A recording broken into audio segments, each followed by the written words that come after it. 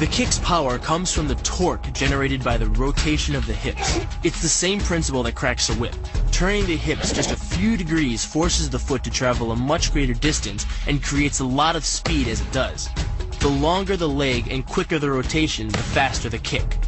And unlike karate, Muay Thai fighters are also taught to strike with the hard bone of the shin. A Muay Thai kick can generate roughly the same force as a baseball bat, enough to crack a rib. It works like a point of a knife. All the force is magnified by being concentrated in a small, hard area. Even if the elbow doesn't deliver a knockout, it will almost always leave a nasty cut, and often getting in close neutralizes the opponent's weapon advantage. Then, in the clinch, we bring the power of the knee to bear. Unlike the kick, which relies on rotation to create power, the knee gets its power from leverage. Pulling our opponent down as we drive the knee up can deliver up to 2.5 tons of force, enough to lift a car. It's not the arms, but the legs that drive this. Like a piston, the explosive power of the legs is capable of generating hundreds of pounds of force, all to a very vulnerable area, the soft underside of the opponent's jaw. Like the Hanuman move, the flying knee relies on the explosive power of the legs. But rather than spread the power of our blow over two fists, it concentrates it into the spear point of the knee and combines it with the force of gravity. It's the equivalent of hitting our opponent in the chest with a sledgehammer. Works on a concept called the couple. Basically, it's two levers linked at a single fulcrum, the elbow lock. And it doubles the foot-pounds of torque you can generate when compared to a single arm lock. There's more than enough force to flip an opponent to the mat or dislocate his elbow. By using the twisting motion of the torso to drive the strike, the business end of the hardwood fighting stick can quickly accelerate to more than 25 miles per hour. On contact with the skull, the energy is enough to cause a depressed fracture. It's the same injury-producing force as being hit in the temple by a hammer. Mali relies on something called a flexion moment imparted to the neck to do damage. An average man's neck can withstand about a 140 foot-pound flexion moment. Beyond that, soft tissue and even vertebrae can be crushed. By bringing your weight down fast, this move could easily deliver twice that amount of force. And it wouldn't just end a fight. It could leave your opponent paralyzed or dead. Close, the opponent's neck is exposed. But because of the close range, the hand doesn't generate a huge amount of force. It's enough to stun, but probably not enough to cause severe injury.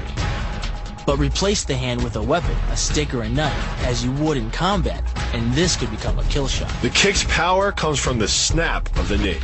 The snap is created when the quadricep, the largest muscle in the body, contracts and pulls the tendon connecting to the foot over the knee. Using the knee as a pulley, the strength of the quad is enough to accelerate your foot to speeds close to 30 miles per hour. Because the area of impact is focused on a small part of the foot, it magnifies the force of the blow, making it capable of dropping 1,000 pounds of force on your head. It's like getting whacked in the head with a Louisville Slugger. Works by taking the opponent's blow at an angle, which deflects the energy of the blow away from the vulnerable torso. The harder you block, the further his blow will be deflected, and the more open he'll be to a counter-strike. Rotating your fist 180 degrees right before it strikes the intended target. The twisting snap of the arm maximizes the speed of the punch and magnifies the force of the blow by concentrating the impact on the first two knuckles of your hand. Done correctly, it can deliver as much energy as a bowling ball dropped from the top of a house, more than enough to cause soft tissue damage or break a rib. Because it swings through such a wide arc, the wrist is moving at speeds of up to 43 miles per hour. And since the radius doesn't deflect or compress nearly as much as a fist, it can deliver a staggering blow, like being hit with an axe hammer. This roundhouse kick is designed for maximum impact.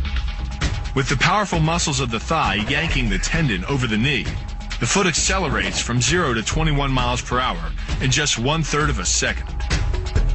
Combine that with the reinforced shoe, and this kick can drive the nose bone back up into the brain.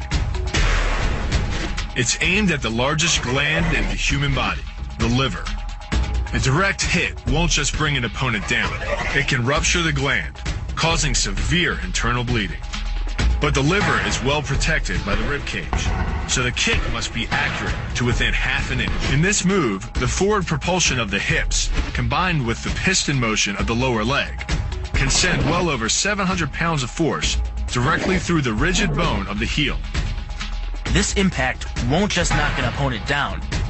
The force is enough to permanently damage his kneecap, leading with the near arm. The first jab travels the shortest distance to the opponent, so what it lacks in force, it makes up for in speed. The second punch, utilizing both the twist of the shoulders and the forward momentum of the kick, can carry over 4 times as much impact. And just a few hundred pounds of force to the temple is enough to cause a knockout. This move uses the same principle as a throw in judo, off-balancing your opponent and then using his momentum to send him down. But it's much more aggressive. The sweep here is actually a strike to one of the most sensitive areas of the body, the Achilles tendon. The Achilles tendon. The throw works just like a crowbar, where your leg is the lever and your hip is the fulcrum. The trick is positioning your body in just the right place. If you're just an inch off the placement of your thigh and hip, the amount of energy needed to throw an opponent can more than double. But performed correctly, Uchimata requires almost no energy, yet it can deliver up to 5,000 pounds of force. If it weren't for the mat, a throw like Uchimata would be enough to cause serious injury or even paralysis. You use the strength of your legs to maintain your dominant position while you secure the choke. Just a few pounds of pressure on the collar of his gi is enough to reduce the blood flow to the brain to a trickle and end the match. Hold this move for 10 seconds and the fighter will black out. Hold it just a bit longer and he's dead. By bending the elbow across the fulcrum of your hips, you're subjecting the weak joint to the leverage of 2 strong forces: the pull of your thighs on his shoulder and your hands on his wrists. As little as 1,000 pounds of force can be enough to destroy the elbow. The leverage of the armbar can supply much more than that. The sacrifice throw is a simple lesson in conservation of energy. The stronger the opponent attacks, the further he gets thrown. It works like a catapult, where your opponent's momentum supplies the counterweight. The faster he's going, the further he's going to fly, and the harder he's going to land. That land with the side, ball, or top of the foot. The gastrizin uses the heel to deliver the blow. This alignment of the heel, ankle, lower leg complex channels some 2,000 pounds of force into the opponent. More than enough to break a baseball bat.